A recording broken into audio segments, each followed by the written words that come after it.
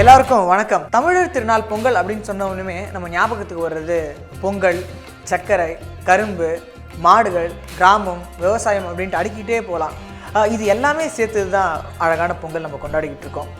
இந்த தை முதல் தேதி பொங்கல் கொண்டாடுறோம் இல்லையா?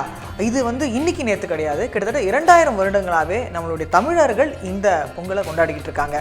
அதை பற்றின ஒரு சிறப்பு வீடியோ தான் இது. பொங்கலை நாம் ஏன் கொண்டாடுறோம் அப்படின்னா, நிலத்தில் இறங்கி வேர்வை சிந்தி உழைக்கிற உழவர்கள், நிலத்துக்கும் கடவுளுக்கும் கால்நடைகளுக்கும் நன்றி சொல்கிற ஒரு நல்ல நாளாக தான் பொங்கலை கொண்டாடுறோம். பொங்கல் அப்படிங்கிறதுக்கு பொங்குதல், பொங்கி வடிதல் அப்படின்னு 2 அர்த்தங்கள் இருக்குது. இது எதனால் அப்படின்னா, புதுப்பானையில் புது அரிசி போட்டு அந்த பொங்கல் பொங்குறப்ப, அந்த பால் பொங்குறப்ப அது போல் நம்மளுடைய வாழ்க்கையும் சிறக்கணும் அப்படிங்கிறதுக்காக தான் இந்த பண்டிகையை நம்ம கொண்டாடுறோம். அது மட்டும் இல்லாமல் தை பிறந்தால் வழி பிறக்கும் அப்படின்னு சொல்லுவாங்க.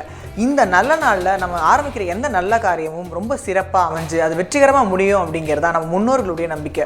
மழையோட உதவியால் ஆடி மாதம் முழுக்க உழைத்து சேர்த்த நெல்லை மார்கழியில் வீட்டுக்கு கொண்டு வந்து தை மாதம் முதல் நாள் அனுபவிக்கிற தினம் தான் இந்த தைப்பொங்கல் அப்படின்னு சொல்லுவாங்க.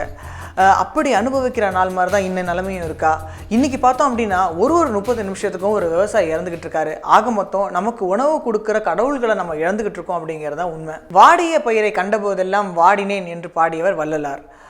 இன்றைக்கி பார்த்தோம் அப்படின்னா விவசாயிகள் பிள்ளைகள் மாதிரி வளர்த்த பயிர்களை நீரின்றி கருகிறத பார்க்கும்பொழுது மனம் உடைஞ்சு தற்கொலை பண்ணிக்கிறாங்க. இப்படியே போயிட்டு இருந்தது அப்படின்னா நம்முடைய எதிர்கால சந்ததியினருடைய நிலை என்ன அப்படிங்கிறது ஒரு பெரிய கேள்விக்குறியாகவே இருக்குது.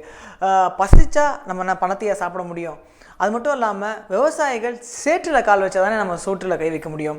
இப்படி ஒரு நிலை இருக்க அது மட்டும் போதாது அப்படின்ட்டு இந்த உழவுக்கு உதவியாக இருக்கக்கூடிய கால்நடைகளை, அதாவது காளைகளை கொண்டாடுற ஒரு நாளாக நம்ம ஜல்லிக்கட்டு கொண்டாடிக்கிட்டு இருக்கோம். ஆனால் அதுக்கும் தடை செய்யுது அப்படிங்கிறது எவ்வளோ சரி சொல்லுங்கள்?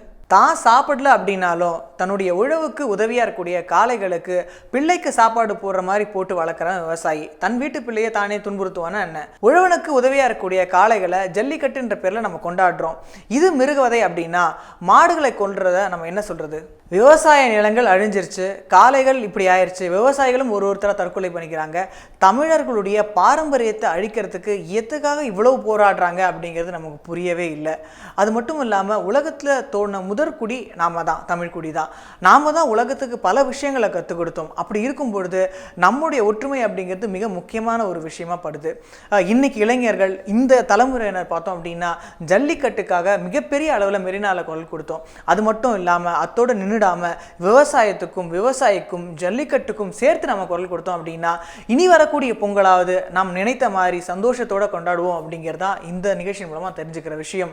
நீங்களும் ஜல்லிக்கட்டுக்கு சப்போர்ட் பண்ணுங்கள். இந்த வீடியோ உங்களுக்கு பிடிச்சிருந்தா லைக் பண்ணுங்கள், ஷேர் பண்ணுங்கள், கமெண்ட் பண்ணுங்கள். அது மட்டும் இல்லாமல் சப்ஸ்கிரைப் பண்ணுங்கள். மீண்டும் அனைவருக்கும் ஒரு முறை பொங்கல் நல்வாழ்த்துக்கள். நன்றி, வணக்கம்.